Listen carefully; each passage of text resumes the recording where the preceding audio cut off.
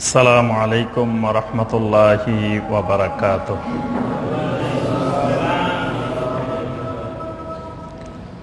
ইন্নাল হামদালিল্লাহ নাহমাদুহু ওয়া নাস্তাঈনুহু ওয়া নাস্তাগফিরুহু ওয়া নাউযু বিল্লাহি মিন শুরুরি আনফুসিনা ওয়া মিন সাইয়্যাতি আ'মালিনা। মান ইয়াহদিহিল্লাহু ফালা মুদিল্লা লাহু ومن يضلل فلا هادي له واشهد ان لا اله الا الله وحده لا شريك له واشهد ان محمدا عبده ورسوله يا ايها الذين امنوا اتقوا الله حق تقاته ولا تموتن الا وانتم مسلمون يا أيها الناس اتقوا ربكم الذي خلقكم من نفس واحدة وخلق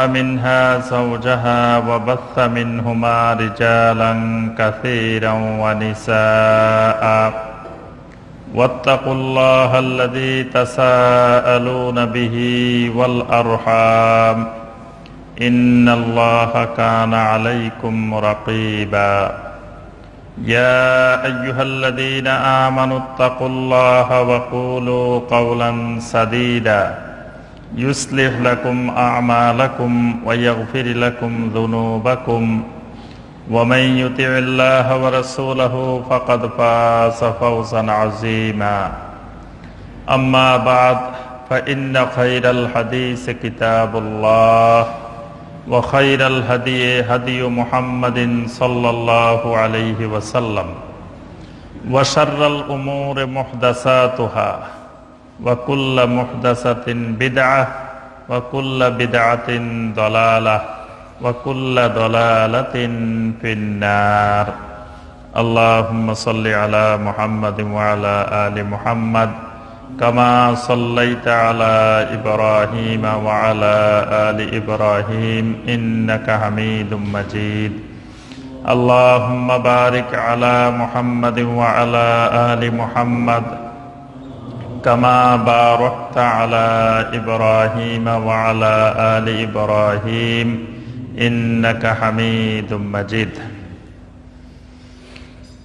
সম্মানিত দিনদার মুসলিম ভাই ও বোনেরা, আল্লাহ রাব্বুল আলামিনের দরবারে কোটি কোটি শুকরিয়া যে মহান রাব্বুল আলামিন আমাদেরকে সালাতুল মাগরিবের পর থেকে শুরু করে এই পর্যন্ত অনেক গুরুত্বপূর্ণ বিষয়ে দ্বীনি আলোচনা শোনার পরে এই পর্যায়ে এসে আকীদার একটি গুরুত্বপূর্ণ বিষয় নিয়ে আমাদেরকে সংক্ষিপ্তভাবে কিছু কথাবার্তা বলার এবং শোনার যে মহান রব্বুল আলামিন তৌফিক দিয়েছেন, সে মহান রব্বুল আলামিনের শুকর আদায় করি, সকলে বলি আলহামদুলিল্লাহ। সম্মানিত ভাই ও বোনেরা, আপনারা ইতিপূর্বে শুনেছেন আজকে আমাদের আলোচনার বিষয়বস্তু কি।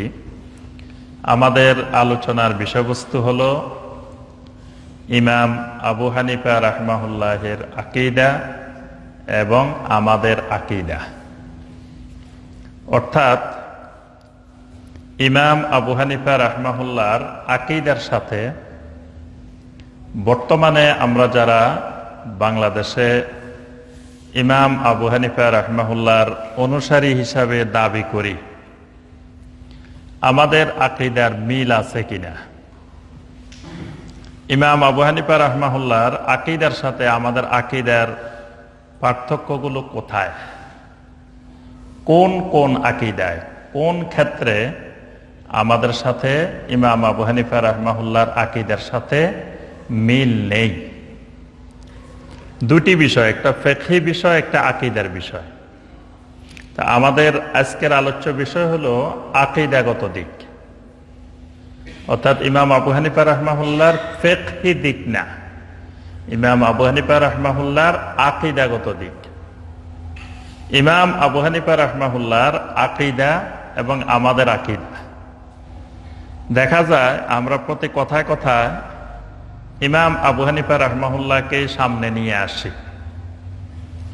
এমনকি আমাদের সামনে একটি সহিহ হাদিস থাকলে আল্লাহ রসুল সাল্লাল্লাহু আলাইহি ওয়াসাল্লামের একটি হাদিস, যে হাদিসটি অনেক যাচাই বাছাই করে সনদ সহকারে আমাদের কাছে পৌঁছেছে, অর্থাৎ এই কথাটা যে নবী সাল্লাল্লাহু আলাইহি ওয়াসাল্লামের কথা, এই ব্যাপারে কোনো সন্দেহ নাই। এইরকম যাচাই বাছাই সহকারে সনদ সহকারে আমাদের কাছে পৌঁছেছে। তো এইরকম একটা হাদিস আমাদের সামনে আছে। পাশাপাশি ইমাম আবু হানিফা রাহমাহুল্লাহ থেকে একটা কথা আমাদের কাছে পৌঁছেছে। দুই কথা যদি দাঁড়িপাল্লার মধ্যে দেওয়া হয়, এক পাশে একটা সহিহ হাদিস দিলেন, আরেক পাশে ইমাম আবু হানিফা রাহমাহুল্লাহর একটা ফতোয়া, একটা রায়, একটা মাসআলা দিলেন, কোনটার ওজন বেশি? মানে এটা তুলনাই হয় না। একজন মুসলিমের কাছে এটা তুলনাই করা যাবে না। মানে কোথায় আর কোথায়। আপনাদের এলাকায় কি বলে? কোন এলাকায় বলে যে মানে কোথায় আব্বাস, কোথায় গাব গাছ, এরকম বলে না? মানে জিনিসটা এরকম, যেটা তুলনাই হয় না। যে রাসূল সাল্লাল্লাহু আলাইহি সাল্লামের কথাটা আমাদের কাছে পৌঁছছে। প্রথম কথা হলো আল্লাহ রসুল সাল্লাল্লাহু আলাইহি সাল্লামের কথার সামনে দুনিয়ার আর কোন মানুষের কথা কোনো গুরুত্ব নেই। নবী সাল্লাল্লাহু আলাইহি সাল্লামের কথা পাইলে আর কারো কথা আমাদের সামনে কোনো গুরুত্ব নেই। যদি নবী সাল্লাল্লাহু আলাইহি সাল্লামের কথার চাইতে অন্য কারো কথাকে বেশি গুরুত্ব দেওয়া হয়, তাহলে আপনার রিসালাতের ঈমানই নষ্ট হয়ে যাবে। রিসালাতের ঈমান মানে মৌলিক ঈমান হলো দুইটি, একটা তাওহীদের প্রতি ঈমান, একটা রিসালাতের প্রতি ঈমান। এটাই হলো লা ইলাহা ইল্লাল্লাহু মুহাম্মাদুর রাসূলুল্লাহ। লা ইলাহা ইল্লাল্লাহ মানে তাওহীদের স্বীকৃতি, আর মুহাম্মাদুর রাসূলুল্লাহ মানে রিসালাতের স্বীকৃতি। রিসালাতের স্বীকৃতি দেওয়ার পরে কোন ব্যক্তি যদি আল্লাহ রসুল সাল্লাল্লাহু আলাইহি সাল্লামের কথার চাইতে অন্য কারো কথাকে অগ্রাধিকার দেয়, তাহলে তার রিসালাতের ঈমান নষ্ট হয়ে যাবে। এই জন্য ইমাম মালিক রাহিমাহুল্লাহ আল্লাহ রসুল সাল্লাল্লাহু আলাইহি সাল্লামের কবরের সামনে দাঁড়িয়ে বলতেন। ইমাম মালিক রাহিমাহুল্লাহ মসজিদে নববীর ইমামও ছিলেন। নবী সাল্লাল্লাহু আলাইহি সাল্লামের কবরের পাশে তিনি ইমামতি করতেন। তো দুনিয়ার সমস্ত মানুষকে নবী সাল্লাল্লাহু আলাইহি সাল্লামের কবর দেখাই দেখাই বলতেন, কুল্লু ইউখাযু ওয়া ইউরাদ। দুনিয়ার যত মানুষ আছে প্রত্যেক মানুষের কথা গ্রহণও করা যায়, প্রত্যাখ্যানও করা যায়। মানে আমি ইমাম হুসাইন এখানে 1 ঘন্টা আলোচনা করলাম, আপনি ইচ্ছা করলে আমি ইমাম হুসাইনের কথা ভালো লাগলে মানতেও পারেন, ভালো না লাগলে নাও মানতে পারেন। না মানলেও আপনার ইমানের কিছু হবে না, ইমানের কোনো সমস্যা হবে না। কিন্তু ইমাম মালিক রাহিমাহুল্লাহ বলতেন ইল্লা সাহিবা হাযাল কবরে সাল্লাল্লাহু আলাইহি ওয়াসাল্লাম, কিন্তু এই কবরে যিনি আছেন আল্লাহ রাসূল সাল্লাল্লাহু আলাইহি ওয়াসাল্লাম, তার কথা শুধু মানতেই হবে, কোনো কিছু বাদ দেওয়ার সুযোগ। যদি কোন না কথাটা আমার কাছে রাসূলের কথাটা ভালো লাগে না, আপনার ঈমান থাকবে, সাথে সাথে ঈমান শেষ, ঈমান ভেঙে গেছে। তাহলে একদিকে আল্লাহ রসুলের কথা, অন্যদিকে যত বড় ইমাম হোক, সেটা আবু বকর রাদিয়াল্লাহু তাআলা আনহুর কথা হোক, ওমর রাদিয়াল্লাহু তাআলা আনহুর কথা হোক, ওসমান রাদিয়াল্লাহু তাআলা আনহুর কথা হোক, আলী রাদিয়াল্লাহু তাআলা আনহুর কথা হোক, কারো কথার কোনো তুলনা করা যাবে না। দ্বিতীয় বিষয়, আল্লাহ রসুল সাল্লাল্লাহু আলাইহি সাল্লামের কথাগুলো যেভাবে আমাদের কাছে যাচাই বাছাই সহকারে আসছে, অন্য কারো কথা এত যাচাই বাছাই সহকারে আসে নাই। মানে নবী সাল্লাল্লাহু আলাইহি সাল্লামের হাদিসগুলো একেবারে শত শত মুহাদ্দিসিনে কেরাম কঠিন আকারে যাচাই বাছাই করতে করতে করতে নিখুঁতভাবে এগুলো যে আল্লাহ রসুল সাল্লাল্লাহু আলাইহি সাল্লামের কথা সন্দেহাতীত ভাবে আমাদের কাছে পর্যন্ত পৌঁছেছে, এ ব্যাপারে সনদ আছে, কার থেকে কে শুনছে, কার থেকে কে শুনছে, কার থেকে কে শুনছে, কার থেকে কে শুনছে, এবং কারা এরা মাঝখানে যে একজন আরেকজন থেকে শুনছে, এদের পুরা জীবনী সহ এগুলোর পর্যালোচনা করা হয়েছে। কিন্তু ইমাম আবু হানিফা রহমতুল্লাহ আলাইহি বা ইমাম শাফি রহমতুল্লাহ আলাইহি বা ইমাম মালিক রহমতুল্লাহ আলাইহি এদের থেকে একটা কথা আমার পর্যন্ত পৌঁছছে, মাঝখানে কতজনের মাধ্যমে পৌঁছছে, এটা কি কোনো যাচাই বাছাই হয়েছে? যাচাই বাছাই হয় নাই। তাহলে উনাদের কথার সাথে সংমিশ্রণও হওয়ার সম্ভাবনা আছে। মাঝখানে একজন উনাদের কথাকে বিকৃত করে নিজের কথাকে তাদের কথা বলে চালাইও দিতে পারে, এই সম্ভাবনাও আছে। এই জন্যই একজন মুসলিমের সামনে যখন নবী সাল্লাল্লাহু আলাইহি ওয়াসাল্লামের হাদিস পাওয়া যাবে, তিনি আর কারো কথাকে সেখানে গ্রহণ করবেন না। কিন্তু অত্যন্ত দুঃখজনক বিষয় হলো, আমরা আমাদের এই জন্মভূমি মাতৃভূমিতে দেখি যে আল্লাহ রাসূল সাল্লাল্লাহু আলাইহি ওয়াসাল্লামের হাদিস পাওয়া গেলেও তিনি মানতে রাজি না। তার বক্তব্য সোজা একটাই, আল্লাহ রসুলের হাদিসও বুঝি না, কিছু বুঝি না, ইমাম আবু হানিফা রহমতুল্লাহ আলাইহি কি বলছেন। তো যদি বলেন যে না, ইমাম আবু হানিফা রহমতুল্লাহ আলাইহি যেটা বলছেন ওটার সাথে এই হাদিসের মিলে না, তাহলে একজন মুসলিম বলে কি, মানে একজন মুসলিম তিনি বলেন যে তাহলে আমি হাদিস মানলাম না, তবু আমার ইমামের কথা মানব। কারণ কি, এত বড় দুঃসাহস কেন দেখাইলেন? তার বক্তব্য হলো হাদিস এটার মধ্যে কোনো সমস্যা আছে, না হয় আমার ইমাম এটা গ্রহণ করে নাই কেন। মানে ইমামের সমস্যা নাই, সমস্যা কিসের? হাদিসের। হাদিসের সমস্যা আছে। হাদিসের সমস্যা না থাকলে আমাদের ইমাম, এত বড় ইমাম, তিনি গ্রহণ করেন নাই কেন? তাহলে আমাদের এই দেশের মুসলিমের আকীদা এই পর্যায়ে পৌঁছেছে। এই জন্যই যদি ইমাম আবু হানিফা রাহিমাহুল্লাহকে আমরা এতই মানি, এতই অনুসরণীয় হয়, তাহলে তার আকীদার ক্ষেত্রে আমরা অনুসরণ করি না কেন? দেখা যায় যে ইমাম আবু হানিফা রাহিমাহুল্লাহর আকীদার সাথে আমাদের আকীদাগত মিল নাই। ফিকহি মাসালার ক্ষেত্রে শুধু আমরা ইমাম আবু হানিফা রাহিমাহুল্লাহকে অনুসরণ করার চেষ্টা করি, তাও সব মাসালায় নয়। তো যাই হোক, এই জন্য আমাদের আলোচনার বিষয়টা এই জন্যই মূলত যে আলোচনার বিষয় হলো ইমাম আবু হানিফা রাহিমাহুল্লাহর আকীদা আর আমাদের আকীদা, দুই আকীদা এক না, মাঝখানে কোনো পার্থক্য আছে? আমরা ইমাম আবু হানিফা রাহিমাহুল্লাহর আকীদা যদি দেখি, তাহলে দেখি আমাদের বর্তমান আমাদের আকীদার সাথে ইমাম আবু হানিফা রাহিমাহুল্লাহর আকীদার পার্থক্য আছে, অনেকগুলো পার্থক্য আছে। তো আমি সেখান থেকে 8টি মৌলিক পয়েন্ট, 8টি মৌলিক পার্থক্য, এটার আবার অসংখ্য শাখা প্রশাখা আছে। আজকে আমরা এই অল্প সময়ে আলোচনা করব ইমাম আবু হানিফা রাহিমাহুল্লাহর আকীদার সাথে আমাদের 8টি মৌলিক পার্থক্য। ইমাম আবু হানিফা রাহিমাহুল্লাহ কোন আকীদার মানুষ ছিলেন, প্রথমে এটা জানতে হবে। ইমাম আবু হানিফা রাহিমাহুল্লাহর আকীদা ছিল আকীদাতুস সালাফ, সালাফি আকীদা। সালাফি আকীদা কাকে বলে? সাহাবায়ে কেরাম, তাবেঈন, তাবেঈন, তারা রাসূলুল্লাহ সাল্লাল্লাহু আলাইহি সাল্লাম থেকে যেই আকীদা যেভাবে শিখেছেন, শুনেছেন, কোরআন এবং সুন্নাহর আলোকে আকলের চেয়ে নকলকে প্রাধান্য দিয়ে যে আকীদাটা পোষণ করেছেন, এই আকীদার নাম হলো আকীদাতুস সালাফ। কয়টা কথা বলছি এটা খেয়াল রাখতে হবে। আজকে আকীদার ক্লাস, এই জন্য একটু মনোযোগ দিয়ে শুনতে হবে, কথাগুলো বুঝতে হবে। এগুলো খুবই গুরুত্বপূর্ণ কথা, কিন্তু বুঝতে একটু কষ্ট হবে।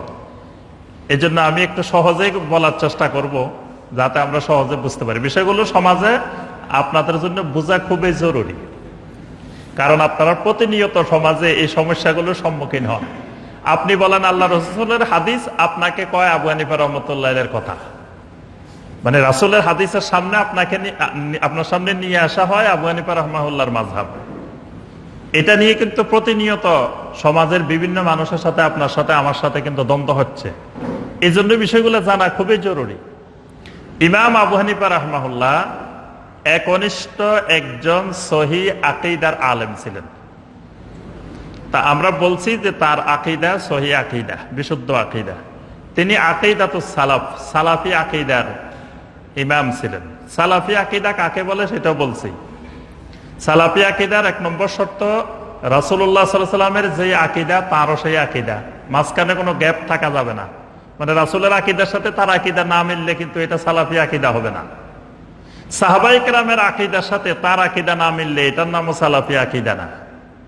তাবেঈনে কেরামের আকীদার সাথে না মিললে এটাও সালাফি আকীদা নয়। ইমাম আবু হানিফা রাহিমাহুল্লাহ কি ছিলেন, তাবেঈ না তাবেঈ? জি, তাবেঈন ছিলেন। তাবেঈন ছিলেন, এই ব্যাপারে কোনো দ্বিমত নাই। কিন্তু তাবেঈ ছিলেন কিনা এটা নিয়ে 2-1 জন তাকে তাবেঈ বলছেন, তবে অধিকাংশ জমহুর বলছেন যে না, তিনি তাবেঈ ছিলেন না। ইমাম আবু হানিফা রাহিমাহুল্লাহ যে বয়সে পৃথিবীতে ছিলেন এই সময় 60 জন নবী সাল্লাল্লাহু আলাইহি ওয়াসাল্লামের সাহাবী জীবিত ছিলেন। কিন্তু এই 60 জন সাহাবীর যে কোনো একজনের সাথে ইমাম আবু হানিফা রাহিমাহুল্লাহর দেখা সাক্ষাৎ হয়েছে এইরকম কোনো বর্ণনা পাওয়া যায় না। এই জন্যই একতলাপটা যে 60 জন জীবিত ছিলেন। জীবিত থাকার কারণে কেউ কেউ বলছেন যে তিনি তাবেঈ, কিন্তু জীবিত থাকলেই তো তাবেঈ না। তাবেঈ হইতে হলে কিন্তু ওই সাহাবীর সাথে সরাসরি সাক্ষাৎ হইতে হবে। তো সাক্ষাৎ হয়েছে কিনা এটার যথেষ্ট দলিল প্রমাণ এরকম নাই। এজন্যই এটাকে জমহুর উলামায়ে কেরাম বলছে যে না, তিনি তাবেঈ ছিলেন না, তিনি তাবেঈন ছিলেন। আচ্ছা, তিনি যদি তাবেঈন হন তাহলে তার আকীদা নবী সাল্লাল্লাহু আলাইহি ওয়াসাল্লামের আকীদার সাথে মিলতে হবে, সাহাবায়ে কেরামের আকীদার সাথে মিলতে হবে, তাবেঈনদের আকীদার সাথে মিলতে হবে। তাহলেই তার আকীদাটা হবে আকীদাতুস সালাফ। সালাফদের আকীদার সাথে তার আকীদার মিল আছে। ইমাম আবু হানিফা রাহিমাহুল্লাহর আকীদা সালাফদের আকীদার সাথে মিল। তাহলে আমরা ইমাম আবু হানিফা রাহিমাহুল্লাহর আকীদা অনুসরণ করতে কোনো অসুবিধা নাই। ইমাম আবু হানিফা রাহিমাহুল্লাহর আকীদা আমরা পাবো কোথায়, উনি কোন আকীদার অধিকারী ছিলেন বা তিনি কোন আকীদা পোষণ করতেন, এটা আমরা জানবো কিভাবে? এটা জানার মাধ্যম হলো ইমাম আবু হানিফা রাহিমাহুল্লাহ তিনি ফিকহে আসগরের কোনো বই লেখেন নাই, বই লিখছেন ফিকহে আকবরের। মানে আমরা যে আকীদা বলি, আকীদা শব্দটা নবী সাল্লাল্লাহু আলাইহি সাল্লামের যুগে প্রচলিত ছিল না। মানে ঈমানের একটি গুরুত্বপূর্ণ বিষয় হলো আকীদা। মানে ঈমানটা অনেক ব্যাপক। ঈমান আর আকীদার মধ্যে একটা পার্থক্য আছে। ঈমান বললে অন্তরের বিশ্বাস, মুখের স্বীকৃতি, আমলের বাস্তবায়ন, 3টা মিলে ঈমান। আর আকীদা মানে অন্তরের বিশ্বাসটা, মানে 3টা অংশের একটা অংশ। এই বিশ্বাসটাকে বলা হয় আকীদা।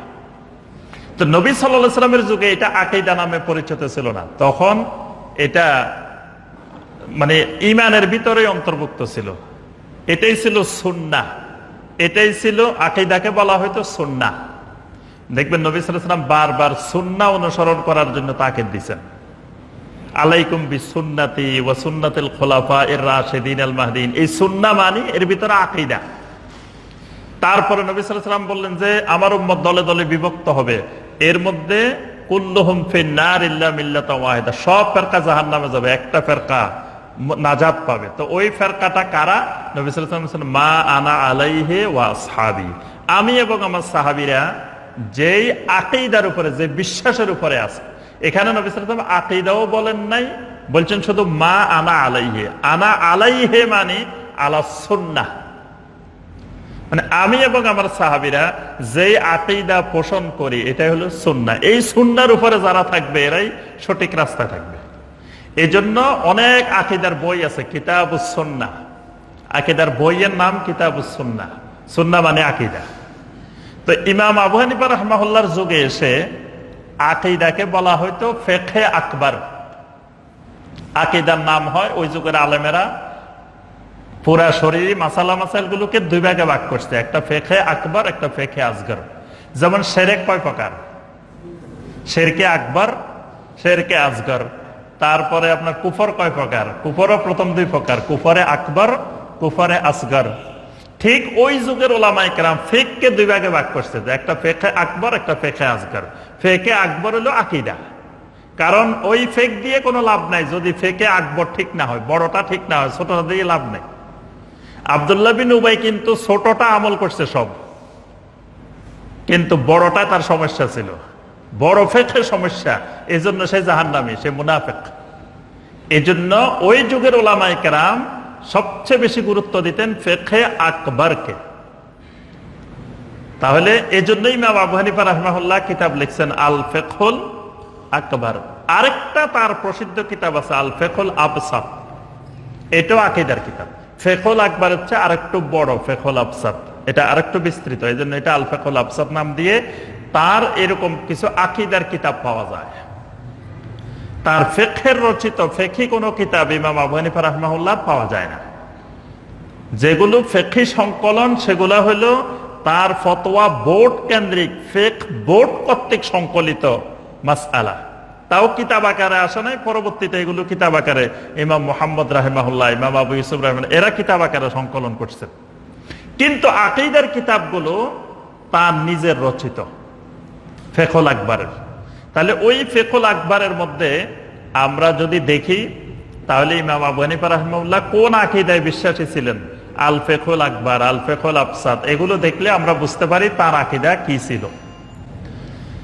এবার আসি আমরা ওই গ্রন্থ যদি দেখি তাহলে ওই গ্রন্থের সাথে আমাদের আকীদার পার্থক্যগুলো আমরা আলোচনা করি।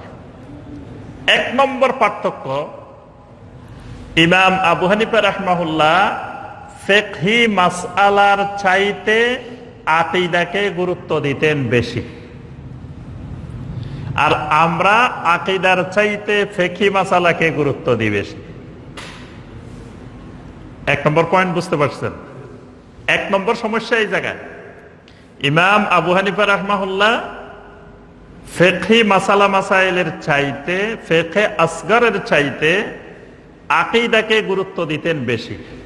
কারণ আকীদার গুরুত্ব ইবাদতের গুরুত্বের চাইতে বেশি। আকীদা ঠিক না হলে, আকীদা বিশুদ্ধ না হলে ইবাদত দিয়ে কোনো কাজ হবে না। কেউ যদি শিরিক করে আবার অনেক আমল করছে, কোনো কাজ হবে না। আল্লাহ পাক স্পষ্ট ভাষায় বলছেন সূরা আজ-জুমারের 65 নম্বর আয়াতে, শিরিক করলে লাইয়াহবাতান্না আমালুক, আল্লাহ পাক বলছেন সমস্ত আমল নষ্ট হয়ে যাবে। তাহলে আপনি বস্তা বস্তা আমল করলেন, টাকে টাকে আমল করছেন, অনেক আমল আপনার, কিন্তু আবার শিরকও করছেন, তাহলে সব নিষ্ফল, সব বাতিল। কিন্তু আমল করছেন কম, কিন্তু আপনার আকীদা ঈমান বিশুদ্ধ ছিল, আপনার ঈমানের মধ্যে কোনো শিরিক ছিল না, তাহলে আপনি আমল কম করিও নাজাত পাওয়ার সম্ভাবনা আছে। কিন্তু শিরিক করে, আকীদা নষ্ট করে, কুফরি করে অনেক আমল করলেও কোনো কাজ হবে না। তাহলে এই জন্য আগে আকীদা ঠিক করতে হবে, তারপরে আমল। কিন্তু আজকে আমরা এই দেশে আমরা কি করি, আমল নিয়ে মারামারি করি, ঝগড়াঝাটি করি, বাহাসের জন্য ডাকি। দেখবেন বাহাসের জন্য ডাকতেছে কি নিয়ে, জুমার খুতবা বাংলায় হবে না আরবিতে হবে, জুমার খুতবা বাংলা বলা যাবে কিনা, এটার জন্য বাহাসের জন্য ডাকছে। তারপরে আপনার জুমার আজান, 1 আজান হবে না 2 আজান হবে, এটা নিয়ে বাহাস করতে চায়। তারপর তারাবির নামাজ 8 রাকাত হবে না 20 রাকাত হবে, এটা নিয়ে বাহাস করতে চায়।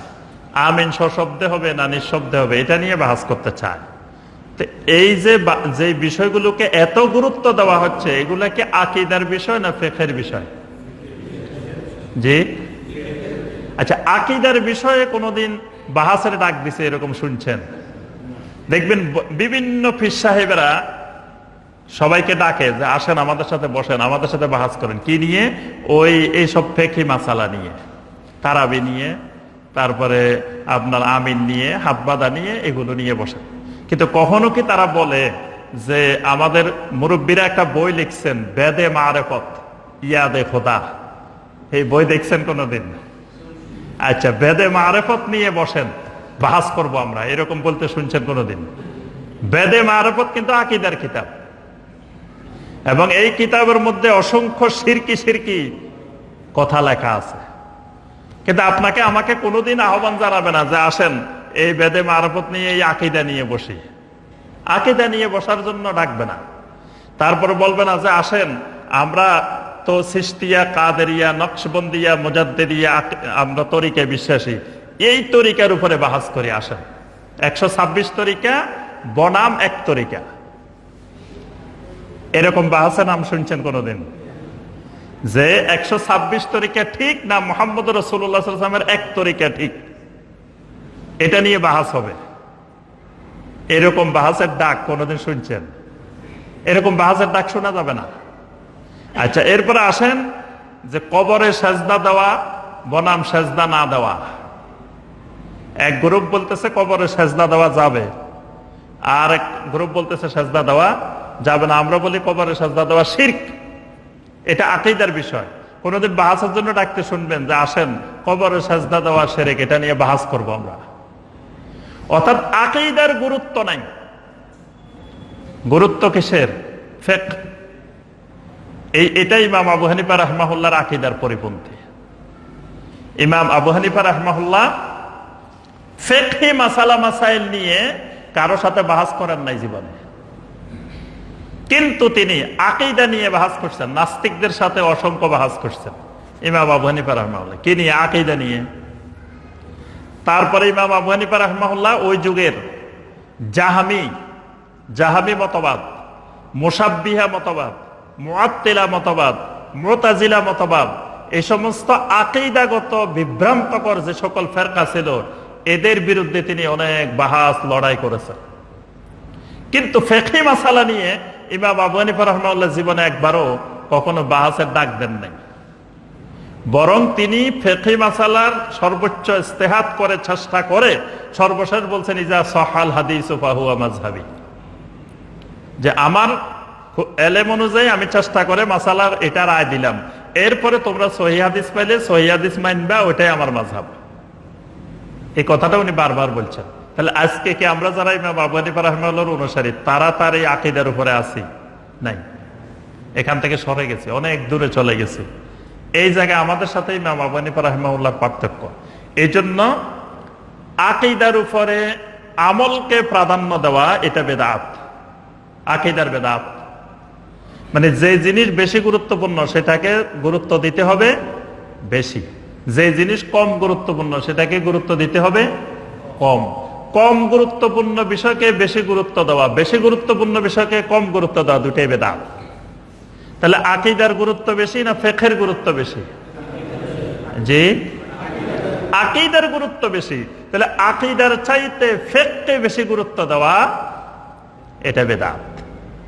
আজকে দেখবেন একজন ব্যক্তি বিভিন্ন রকমের কুফরি মতবাদে বিশ্বাসী,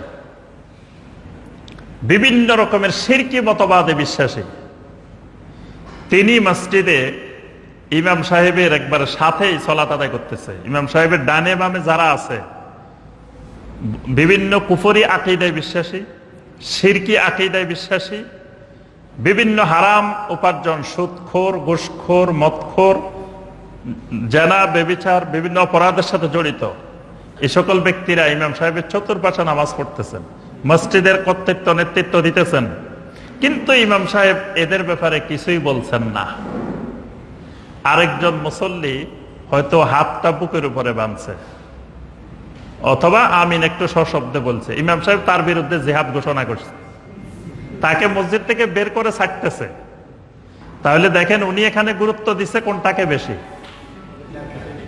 ফিকহি মাসালাকে গুরুত্ব দিয়ে জিহাদ ঘোষণা করে দিচ্ছে, মসজিদ থেকে বের করে দিচ্ছে একটা আমলের ইখতিলাফের কারণে। কিন্তু তার পিছনে যে কুফরি আকীদার লোকেরা আছে, একটা কুফরি আকীদার লোককে উনি বাইর করে নাই, একটা শিরকি আকীদার লোককে কোনোদিন মসজিদ থেকে বের করে নাই। একজন মদখোর, ঘুষখোর, সুদখোরকে উনি মসজিদ থেকে বের করে নাই। কোন ইমাম সাহেবকে কখনো বলতে শুনছেন যে খবরদার আমার পিছনে কোনো মদখোর নামাজ পড়বেন না, কোন সুদখোর আমার পিছনে নামাজ পড়া যাবে না, কারণ আমি বড় বুজুর্গ মানুষ, আমার পিছনে কোনো কুফরি আকীদা, শিরকি আকীদার মানুষ নামাজ পড়তে পারবেন না, এরকম বলতে শুনছেন। কিন্তু অনেক ইমাম সাহেব সরাসরি বলে যে খবরদার আমার পিছনে কেউ আমিন সশব্দে বলবেন না, আমিন জোরে বলবেন না, তারপরে রাফুল ইয়াদান করবেন না, এইভাবে হাত না চাইবেন না, নাউজুবিল্লাহ। আল্লাহ রাসূলের সুন্নতকে বলে যে হাত না চাইবেন না, ব্যঙ্গ করে করে বিভিন্ন কথা বলে।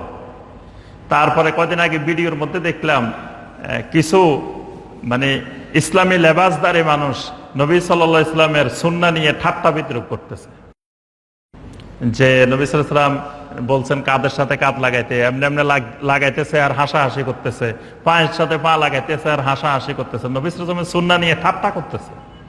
আর এগুলো ফিকহি মাসালা। তো ফিকহি মাসালা তার কাছে এত প্রাধান্য পেয়েছে, আকীদার মাসালা তার কাছে এত প্রাধান্য পায়নি। আচ্ছা, ওই ইমাম সাহেব কোনোদিন কোন নাস্তিকের সাথে বাহাস করতে গেছে শুনছেন? দেখবেন আমাদের দেশে অনেকে বাহাস করে ঘুরে বেড়ায় বিভিন্ন জায়গায়। তো তারা কখনো কোনো নাস্তিকের সাথে বাহাস করতে গেছে? কোন কুফরি মতবাদ, অসংখ্য কুফরি মতবাদ আছে না? কোন কুফরি মতবাদের বিরুদ্ধে বাহাস করতে গেছে এরকম শুনছেন? অর্থাৎ আকীদা নিয়ে তাদের কোনো চিন্তাধারা নেই। এটাই ইমাম আবু হানিফা রাহমাহুল্লাহর মানহাজের খেলাফ। ইমাম আবু হানিফা রাহমাহুল্লাহ ফিকহি মাসালার চাইতে ফিকহি মাসালা নিয়ে কোনোদিন কারোর সাথে ঝগড়া করার নাই, এবং সুস্পষ্ট তার সামনে দুইজনে ঝগড়া করার পরে উনি দুইজনকে বের করে দিয়েছেন, বলছে খবরদার তাদের দুইজনের পিছে নামাজ পড়িও না। অর্থাৎ ফিকহি মাসালা নিয়ে ঝগড়া করার বিষয় না, বাহাস করার বিষয় না, কিন্তু আকীদা হলো মূল বিষয়। তাহলে প্রথম পার্থক্য কি? ইমাম আবু হানিফা রাহিমাহুল্লাহর আকীদার অনুসরণ বাদ দিয়ে, আকীদার গুরুত্ব বাদ দিয়ে ফিকহ নিয়ে আমরা বেশি মহাব্যস্ত হয়েছি। দ্বিতীয় বিষয় আসেন, দ্বিতীয় বিষয় হলো সিফাতুল্লাহি আযজা ওয়া জাল্লা, আল্লাহ সুবহানাহু ওয়া তাআলার সিফাত। এই বিষয়গুলো একটু বুঝের বিষয়, আমাদের একটু সময় লাগবে, তো আমি সংক্ষেপে বলার চেষ্টা করব। আল্লাহর সিফাত, আল্লাহ সুবহানাহু ওয়া তাআলার অনেকগুলো সিফাত আছে। সিফাত বুঝেন তো? সিফাত মানে কি? গুণ। গুণ আল্লাহর আসমা ওয়া সিফাত। আসমা মানে নাম, সিফাত মানে গুণ। তাওহীদ তিন প্রকার। একটা তাওহীদ হলো তাওহীদুল আসমা ওয়া সিফাত, নাম এবং গুণাবলীর সিফাত। তাহলে আল্লাহর কতগুলো সিফাত আছে। এই সিফাতগুলো আল্লাহ পাক কোরআনে কারিমে অনেক জায়গায় সিফাত এগুলোর বর্ণনা করছেন। নবী সাল্লাল্লাহু আলাইহি ওয়াসাল্লাম অসংখ্য হাদিসে আল্লাহর এই সিফাতগুলো বর্ণনা করেছেন। তো ইমাম আবু হানিফা রাহমাতুল্লাহ আলাইহি আল্লাহর এই সিফাতগুলোর ব্যাপারে তার আকীদা ছিল কি, সেটা তিনি আল ফিকহুল আকবারে উল্লেখ করছেন। প্রথমে আমরা দেখব যে আল্লাহর সিফাতগুলো নিয়ে ইমাম আবু হানিফা রাহমাহুল্লাহর আকীদা কি ছিল। ইমাম আবু হানিফা রাহমাহুল্লাহ বলতেছেন, লা ইউশবিহু শাইয়্যাম মিনাল আশিয়াই মিন খালকিহি, আল্লাহর কোন সৃষ্টির সাথে আল্লাহর কোন সিফাতের সাদৃশ্য করা যাবে না। মানে আল্লাহর একটা সিফাত হলো ইয়াদুন, হাত।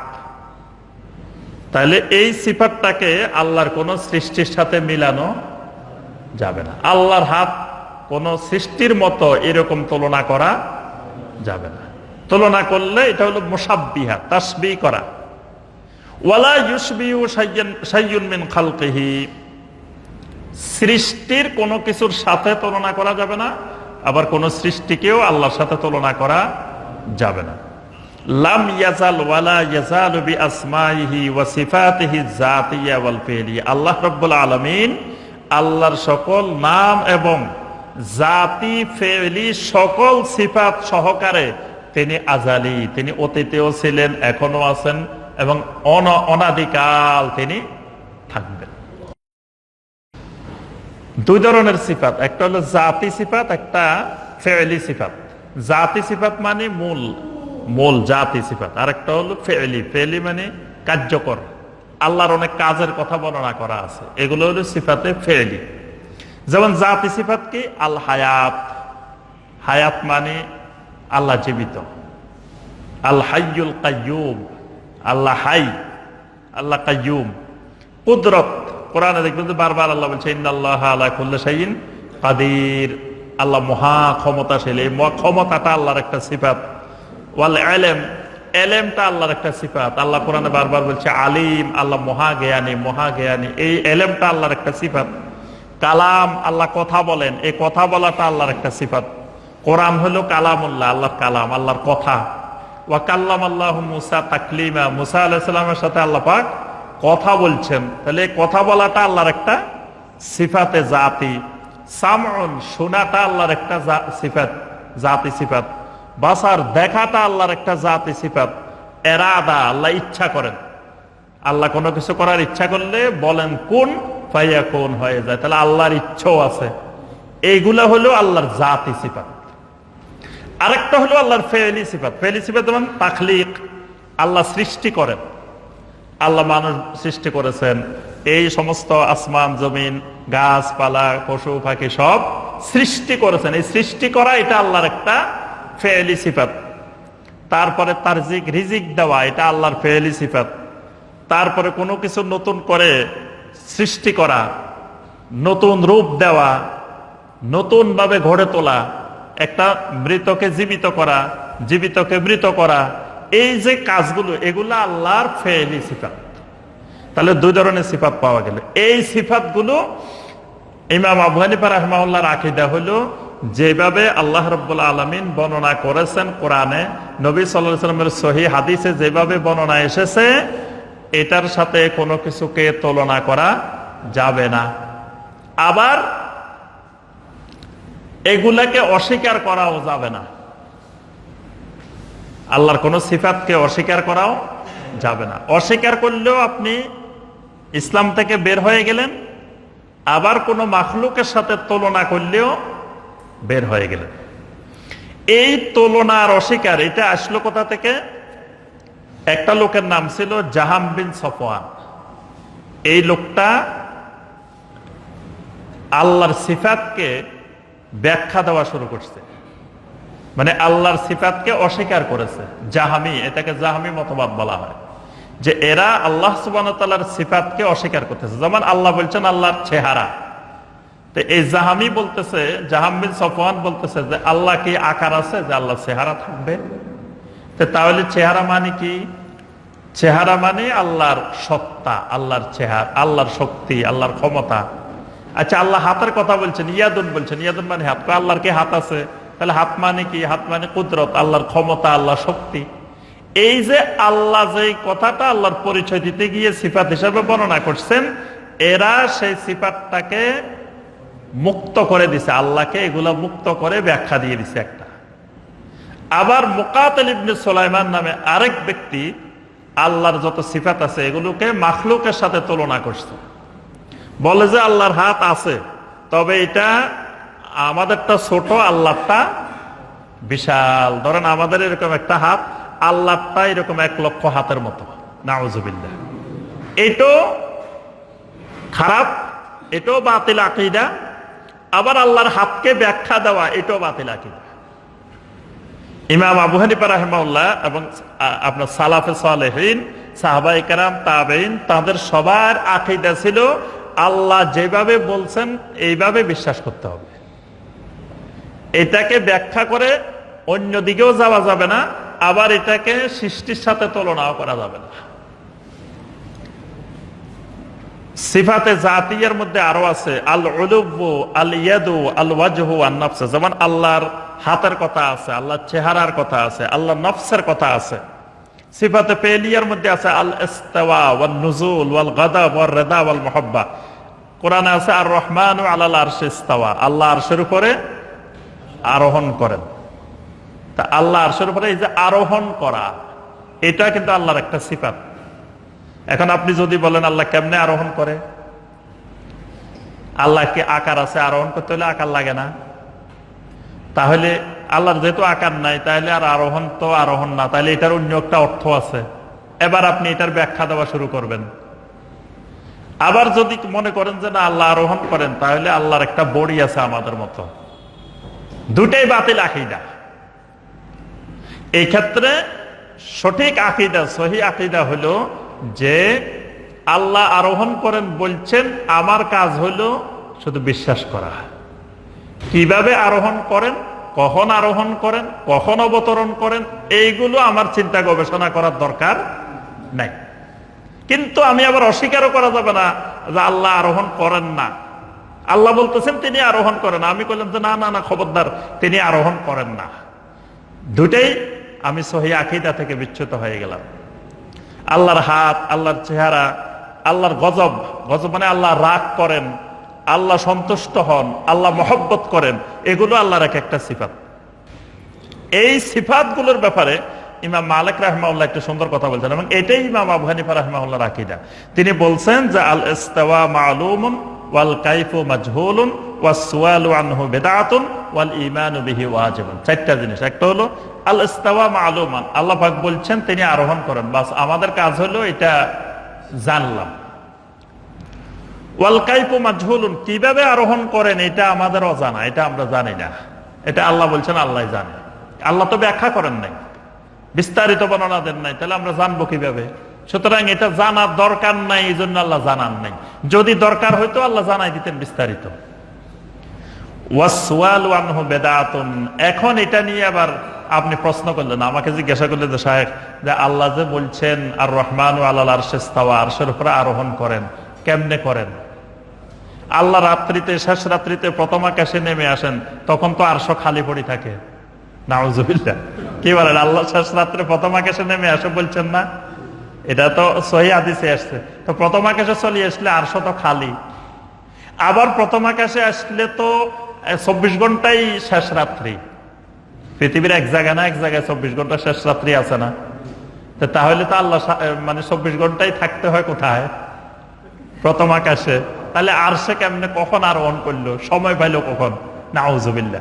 মানে মাখলুকের সাথে কোনো বিষয়ে এই জাতীয় চিন্তা কল্পনা করা যাবে না, এজন্য কোনো প্রশ্ন করা যাবে না। এই জাতীয় প্রশ্নগুলা করাটাই কুফরি। ওয়াল ঈমানু বিহি ওয়াজিবুন, এর উপরে ঈমান আনা ফরজ। আল্লাহ যেভাবে বলছেন আরোহণ করেন, বাস আরোহণ করেন, এর বাইরে আমার আর জানার দরকার নেই। এটার উপরে ঈমান আনা ফরজ। এটাই হলো আহলুস সুন্নাহ ওয়াল জামাতের আকীদা।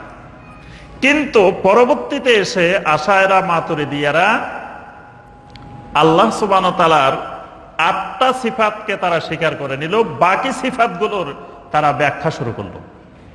যে 8টা সিফাত মেনে নিছে, এটার একটা হলো হায়াত, কুদরত, ইলম, ইরাদা, সাম, বাসার, কালাম, তাকবীর। এই 8টা তারা কোনো ব্যাখ্যা করেন না। মানে আমরা যে এই বাংলাদেশে যারা আছি, তারা এই 8টার ক্ষেত্রে কোনো ব্যাখ্যা করি না, কিন্তু বাকি আল্লাহর যত সিফাত আছে সবগুলোর ব্যাপারে আমরা ব্যাখ্যা করি। ব্যাখ্যা করে আল্লাহর ওই সিফাতকে দিয়ে অন্য কিছু বুঝাই। এজন্য জাহাম বিন সফওয়ান এই ব্যাখ্যার জন্যই সে এই মতবাদ আবিষ্কার করছে যে আল্লাহ নিরাকার।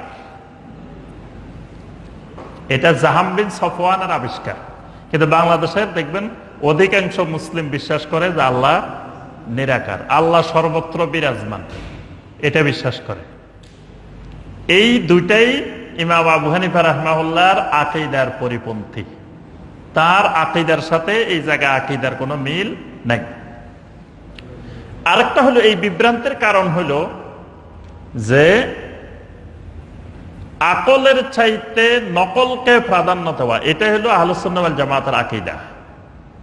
মানে নকল হলো কোরআন হাদিস আর আকল হলো বিবেক। তো বিবেক আর কোরআন হাদিস যদি না মিলে, কোরআন হাদিসের কোনো একটা জিনিস মিলতেছে না, তা আপনি কি কোরআন হাদিসেরটা মানবেন না আকলেরটা মানবেন? কিন্তু অনেক জায়গায় আহলুস সুন্নাহ ওয়াল জামাতের আকীদা হলো এটা যে কোরআন হাদিস আর আকল দুইটা বিপরীতধর্মী হলে কোরআন হাদিস প্রাধান্য পাবে, আকল বাদ। কিন্তু এই গুমরাহির মূল কারণ হলো কেউ কেউ মনে করতেছে না, কোরআন হাদিসের সাথে যদি আকল প্রতিদ্বন্দ্বী হয় তাহলে আমাকে অগ্রাধিকার দিতে হবে আকলকে। এই আকলকে অগ্রাধিকার দিতে গিয়ে এই বিভ্রান্তির শিকারে পরিণত হয়েছে। যে আকলকে যুক্তি দিয়ে, যুক্তিবিদ্যা দিয়ে, লজিক দিয়ে, বিবেক দিয়ে যখন কোরআন আর সুন্নাহকে তুলনা করা হয়, মাপা হয়, কিয়াস করা হয়, বোঝার চেষ্টা করা হয়, তখন এই গুমরাহি। সালাফি আকীদার বৈশিষ্ট্য হলো, আহলুস সুন্নাহ ওয়াল জামাতের আকীদার বৈশিষ্ট্য হলো যে আকলের চাইতে নকল প্রাধান্য পাবে। নকল মানে কোরআন হাদিস, কোরআন আর হাদিস প্রাধান্য পাবে। আকলে আমার বুঝে আসুক আর নাই আসুক। কিন্তু অনেকের কথা হলো না, কোরআন হাদিসকে যদি স্বাভাবিকভাবে বোঝা না যায় তা আকল দিয়ে বুঝতে হবে। আকল দিয়ে বুঝতে যায় তখন কোরআন এবং সুন্নাহর অপব্যাখ্যা হয়। এই জন্য মুতাজিলারা গোমরা হয়েছে, আকল দিয়ে বুঝতে যায়। এই আশায়রা মাতুরিদিয়া আল্লাহর সিফাতের ক্ষেত্রে গোমরাহির দিকে গেছে আকলকে অগ্রাধিকার দেওয়ার কারণে। আজকেও নতুন নতুন অনেক ফিতনার আবিষ্কার হয়েছে। তারা কোরআন বোঝার জন্য আকলকে প্রাধান্য দেয়, বিবেককে প্রাধান্য দেয়। এই আকলকে প্রাধান্য দিতে গিয়ে যুগে যুগে অসংখ্য মানুষ গোমরা হয়েছে, বিভ্রান্ত হয়েছে। এই আকীদার ক্ষেত্রে ইমাম আবু হানিফা রাহিমাহুল্লাহর সাথে 2 নম্বর আমাদের মৌলিক পার্থক্য আল্লাহর সিফাত কেন্দ্রিক। ইমাম আবু হানিফা রাহিমাহুল্লাহ আল্লাহর সিফাতের কোনো ব্যাখ্যা বিশ্লেষণ করেন নাই, এবং তিনি বলছেন এটাকে কোনো সৃষ্টির সাথে তুলনাও করা যাবে না, আবার এটাকে অস্বীকারও করা যাবে না। আল্লাহ পাক যেভাবে বলছেন সেভাবে ঈমান আনতে হবে। কিন্তু আমরা এখান থেকে সরে আমরা আল্লাহর অসংখ্য সিফাতকে ব্যাখ্যা করি। 3 নম্বর পার্থক্য। 3 নম্বর হলো ইমাম আবু হানিফা রাহিমাহুল্লাহ বলতেছেন ওয়ালাহু ইয়াদুন, আল্লাহর হাত আছে। কার কথা? জি, ইমাম আবু হানিফা রাহিমাহুল্লাহর কথা। আল ফিকহুল আকবরের মধ্যে এই কথাটা আছে। ওয়া ওয়াজহুন, আল্লাহর চেহারা আছে, মুখমণ্ডল আছে। ওয়া নাফসুন, আল্লাহর নফস আছে। ফামা যাকারাহুল্লাহু তাআলা ফিল কোরআন, যেমনি ভাবে আল্লাহ পাক কোরআনে কারীমের মধ্যে এই কথাগুলো বলেছেন, মিন যিকরিল ওয়াজহি ওয়াল ইয়াদি ওয়ান নাফসি, আল্লাহ পাক চেহারার কথা বলছেন, হাতের কথা বলছেন, নফসের কথা বলছেন। ফাহুয়া লাহু সিফাতুন বিলা কাইফিন, এগুলো আল্লাহর সিফাত, তবে এগুলোর কোন ধরন আল্লাহ পাক বর্ণনা করেন নাই। ওয়ালা ইউকাল ইন্না ইয়াদাহু কুদরাতুহু আও নি'মাতুহু, খবরদার এই কথা বলা যাবে না হাত মানে আল্লাহর কুদরত, আল্লাহর নিয়ামত, এই কথা বলা যাবে না। লিআন্না ফীহি ইবতাল সিফা, এটা বলা মানে আল্লাহর সিফাতকে বাতিল করে দেওয়া, আল্লাহর সিফাতকে অস্বীকার করা। কিন্তু এখন আমরা বলি যে না, আল্লাহর হাত নাই, আল্লাহর চেহারা নাই, আল্লাহর নফস নাই। অনেকে বলে যে খবরদার এগুলো বললে শিরক হবে। আল্লাহর আবার হাত থাকে কেমনে, আল্লাহর চেহারা থাকে কেমনে, আল্লাহর মুখমণ্ডল, এগুলো খবরদার বলা যাবে না। এই কথা বলে মূলত প্রকারান্তরে তিনি নিজেই আল্লাহর কোরআনকে অস্বীকার করলেন, আল্লাহর সিফাতকে অস্বীকার করলেন। কিন্তু কেউ বললে উনি মনে করতেছে যে সেই মনে হয় ইসলাম থেকে বাইরে গেছে, কারণ তার কাছে নতুন মনে হচ্ছে। সে আজীবন শুনে আসছে যে আল্লাহ নিরাকার, আল্লাহর কিচ্ছু নাই, এখন কয় আল্লাহর হাত আছে, মুখ আছে, চেহারা আছে। তার কাছে তো এটা নতুন, সে মনে করতেছে এটা নতুন ফিতনা। নাউযুবিল্লাহ। এটাই ইমাম আবু হানিফা রাহিমাহুল্লাহর আকীদা, তার বইতে লেখা আছে।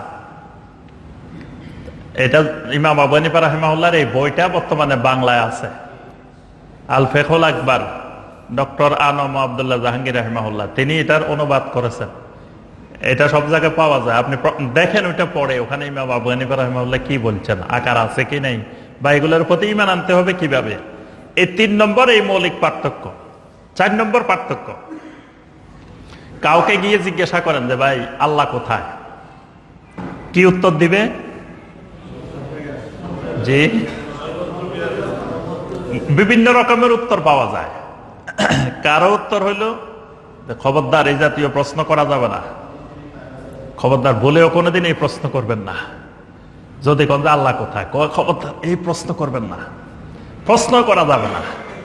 আরেকটা উত্তর হইল যে আল্লাহ মুমিনের কালবে কালবে, কলবে আছে। আমরা আল্লাহর আরশ, মুমিনের কলব হইল আল্লাহর আরশ, তা আল্লাহ মুমিনের কলবে কলবে আছে। আরেকটা উত্তর হলো যে আল্লাহ সর্বত্র বিরাজমান, যে গাছের মধ্যেও আছে, মাছের মধ্যেও আছে, সাগরের মধ্যেও আছে, তারপরে বিভিন্ন প্রাণীর মধ্যে, সব দিকে আল্লাহ আর আল্লাহ। এটাও এক ধরনের উত্তর। আর খুব অল্প সংখ্যক মুসলিম পাওয়া যাবে যারা উত্তর দিবেন যে আল্লাহ কোথায়, ফিস সামা, আল্লাহু ফিস সামা ওয়া ইলমুহু ফি কুল্লি মাকান, আল্লাহ হলেন আকাশে, উপরে, আর সে নির্দিষ্ট করবেন না, মানে আল্লাহ ফিস সামা। ইমাম মালিক রাহিমাহুল্লাহ বলছেন আমাদের আকীদা হবে আল্লাহু ফিস সামা। সামা মানে একটা নির্দিষ্ট জায়গা না, আকাশ বলতে একটা জায়গা না, আল্লাহ উপরে। আল্লাহর সিফাত হলো আল উলুব্বু, মানে ঊর্ধ্বতা, উপরে থাকা, এটা আল্লাহর সিফাত। সুতরাং আল্লাহ উপরে থাকেন। উপরে আমরা কদ্দুর জানি, কদ্দুর দেখছি, আমাদের দৌড় কদ্দুর, আমাদের উপরের দিকে আমরা কদ্দুর গেছি, কি জানি আমরা উপরের কথা? শুধু ততটুকু জানি যতটুকু নবী সাল্লাল্লাহু আলাইহি ওয়াসাল্লাম মেরাজের রাত্রে সিদরাতুল মুনতাহা পর্যন্ত গেছেন, এর মধ্যে যতটুকুর বর্ণনা আমাদেরকে শুনাইছেন এতটুকু জানি। এর বাইরে আমরা আর কিছু উপরের খবর জানি না। এই জন্য আমরা বলবো আমাদের বিশ্বাস, আমাদের আকীদা হবে আল্লাহ কোথায়? ফিস সামা। ওই দাসী যেমন বলছিলেন, দাসীকে নবী সাল্লাল্লাহু আলাইহি ওয়াসাল্লাম জিজ্ঞেস করছেন কি? আইন আল্লাহ, আল্লাহ কোথায়? দাসী কি বলছে? ফিস সামা, আল্লাহ আকাশে, আল্লাহ উপরে। নবী সাল্লাল্লাহু আলাইহি ওয়াসাল্লাম বলছেন ফা ইন্নাহা মুমিনা। দাসী এই কথা বলার কারণে নবী সাল্লাল্লাহু আলাইহি ওয়াসাল্লাম বলছেন যে তুমি এই মহিলাকে আজাদ করে দাও, এই মহিলা মুমিনা। তাহলে তার সহিহ আকীদা আছে, তার বিশুদ্ধ ঈমান আছে, এটা বোঝা গেছে, পরীক্ষা করা হয়েছে আল্লাহ কোথায় এই উত্তর দিয়ে। এই জন্য যিনি বলেন আল্লাহ সব জায়গায় কলবে, তিনি হাত তোলে কোন দিকে দোয়া করার সময়? উপরের দিকে। আল্লাহ যদি সব জায়গায় থাকে তাহলে হাত চারিদিকে দিকে ঘুরার কথা। যে ইমাম সাহেব, সম্মানিত ইমাম সাহেব বিশ্বাস করেন আল্লাহ সর্বত্র, তাহলে আল্লাহ নিচের দিকেও আছে। তাহলে তিনি দোয়া করার সময় হাতকে ঘুরে ঘুরে দোয়া করা দরকার, কিন্তু উনি হাত তুলতেছেন কোন দিকে? এবং নবী সাল্লাল্লাহু আলাইহি ওয়াসাল্লাম হাত তুলতে তুলতে উপরের দিকে বগলের শুভ্রতা দেখা যেত। তাহলে হাত উপরে কেন? আল্লাহ সুবহানাহু ওয়া তাআলা যার কাছে দোয়া করতেছি তিনি কোন দিকে? নবী সাল্লাল্লাহু আলাইহি ওয়াসাল্লামের মেরাজ হয়েছে কোন দিকে? নবী সাল্লাল্লাহু আলাইহি ওয়াসাল্লামের মেরাজ কি পাতালের দিকে, নিচের দিকে হয়েছে? উপরের দিকে। উপরে কেন? আল্লাহ সুবহানাহু ওয়া তাআলা উপরে। এরকম অসংখ্য দালালত প্রমাণ বহন করে যে আল্লাহ রাব্বুল আলামিন উপরে, ফিস সামা। ইমাম আবু হানিফা রাহিমাহুল্লাহ এই ব্যাপারে কি আকীদা পোষণ করতেন? তিনি বলেন মান ক্বালা লা আরিফু রাব্বি ফিস সামা আও ফিল আরদি ফাকাদ কাফারা। যে ব্যক্তি বলবে আমি জানি না আমার রব আকাশে না জমিনে, সে কাফের হয়ে গেছে। ইমাম আবু হানিফা রাহিমাহুল্লাহ বলছেন কেউ যদি বলে আল্লাহ কোথায় এটা আমি জানি না। আমাদের দেশে একটা ওয়াজ আছে, ছোটবেলা থেকে আমরা শুনতাম। একদিন নাকি জিবরিল আলাইহিস সালাম এসে আবু বকর রাদিয়াল্লাহু তাআলা আনহুকে জিজ্ঞাসা করছে যে আবু বকর বলো দেখি আল্লাহ কোথায়? না, জিজ্ঞাসা করছে জিবরাইল কোথায়? তো উনি নাকি বলছে ঠিক আছে আমি চক্ষু বন্ধ করে তোমাকে কিছুক্ষণ পরে বলতেছি।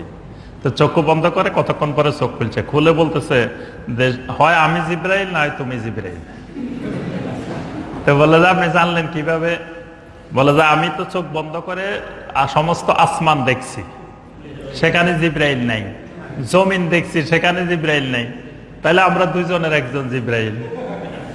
অর্থাৎ জিবরাইল আলাইহিস সালামের কোনো কাজ করব না, রাস্তা রাস্তায় ঘুরতেন আর দড়ি দড়ি কথা বলতেন। মনে হচ্ছে বেকার, কাজ করবো না, ঘুরে বেড়াচ্ছেন। জিবরিল আলাইহিস সালাম নবী সাল্লাল্লাহু আলাইহি ওয়াসাল্লাম ছাড়া কারোর সাথে কথা বলেন নাই। নবী সাল্লাল্লাহু আলাইহি ওয়াসাল্লামের স্ত্রীদের সাথেও কথা বলেন নাই, অন্য কোন সাহাবীর সাথেও জিবরিল আলাইহিস সালাম এইভাবে কথাবার্তা বলেন নাই। তো যাই হোক, কেউ যদি বলে আল্লাহ আসমানে না জমিনে, আমি তো জানি না, ইমাম আবু হানিফা রাহিমাহুল্লাহ বলেন ফাকাত কাফার, সে কুফরি করলো। ওয়া কাযা মান ক্বালা ইন্নাহু আলাল আরশে। যদি কেউ বলে না ঠিক আছে আল্লাহ আরশে, তবে আমি জানি না আরশ আসমানে না জমিনে, সেও কাফের। মানে আল্লাহ আরশে আছেন কিন্তু আমি জানি না আরশ কি উপরে আসমানে না জমিনে। মানে আল্লাহ সুবহানাহু ওয়া তাআলার অবস্থান জানা এটা ঈমানের একটা গুরুত্বপূর্ণ বিষয়। আল্লাহ কোথায় এটা জানতে হবে। এটা অপ্রয়োজনীয় বিনা দরকারি জিনিস না, নফল জিনিস না, অতিরিক্ত জিনিস না, কিন্তু এটা আমাদের দেশে অপ্রয়োজনীয় জিনিস। কারণ সবাই তো আগেই জানে গেছে আল্লাহ কলবের ভিতরে, আল্লাহ কলবে ঢুকে গেছে। কেউ জানে গেছে আল্লাহ সর্বত্র বিরাজমান, এই জন্য আল্লাহর অবস্থান জানাকে গুরুত্ব মনে করে না। ইমাম আবু হানিফা রাহিমাহুল্লাহ বলেন এটা খুবই গুরুত্বপূর্ণ একটি বিষয়, এর ব্যতিক্রম হইলে ঈমান থাকবে না। তাহলে এই জায়গায় এই 4 নম্বর মৌলিক পার্থক্য এই আকীদার ক্ষেত্রে, যে আমরা আল্লাহর অবস্থান থেকে ইমাম আবু হানিফা রাহিমাহুল্লাহ যে আকীদা পোষণ করতেন সেই আকীদা থেকে আমরা সরে গেছি, এখানে আমাদের মিল নেই। 5 নম্বর মৌলিক পার্থক্য কোন জায়গায়? ইমাম আবু হানিফা রাহিমাহুল্লাহ বলেন ওয়ালা নাযকুরুস সাহাবাতা ইল্লা বিখায়র। আমরা কোন সাহাবীর কল্যাণকর জিনিস ছাড়া, ভালো ছাড়া আর কিছু উল্লেখ করব না। অর্থাৎ সাহাবায়ে কেরামের ব্যাপারে আমাদের আকীদা হবে যে সাহাবায়ে কেরামের ভালো দিকগুলো আমরা আলোচনা করব, কোনো খারাপ দিক আলোচনা করব না। যেমন সাহাবায়ে কেরামদের মধ্যে নিজেদের মধ্যে যুদ্ধ হয়েছে, সিপ্পিনের যুদ্ধ হয়েছে, জামালের যুদ্ধ হয়েছে, সাহাবায়ে কেরাম নিজেরা নিজেরা। সেখানে এক দলকে দোষী করা, আরেক দলকে নির্দোষ মনে করা, কিছু সাহাবাকে অভিযুক্ত করা, কিছু সাহাবাকে অভিযুক্তবিহীন করা, এগুলো আমরা করব না। এটা আহলুস সুন্নাহ ওয়াল জামাতের আকীদার পরিপন্থী।